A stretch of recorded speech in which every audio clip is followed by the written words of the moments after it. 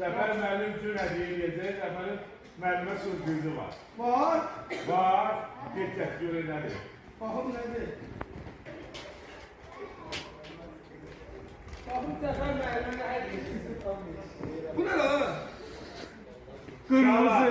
Mobilli telefon alın.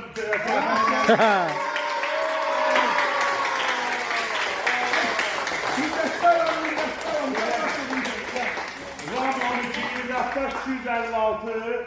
Yani elə telefondur. Anda bir telefondur. Sağ olsun. Müəllimə destek Bu müəllimin hədiyyəsidir.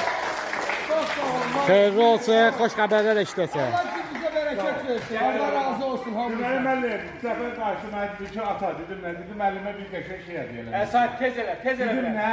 Dedi sizə müəllimə bir telefon alın. Oğuldur da. Dedim problem yoxdur, gedək ala. O bilirdi ki müəllimin telefonu zəif işləyir və müəllimdən hədiyyə edir. Çox sağ ol. Qəşəng telefondur, sağlıq işlədəsən, ancaq gözəl xəbərlər işləsən. Çox sağ ol. Sağ ol, müəllim sağ olsun.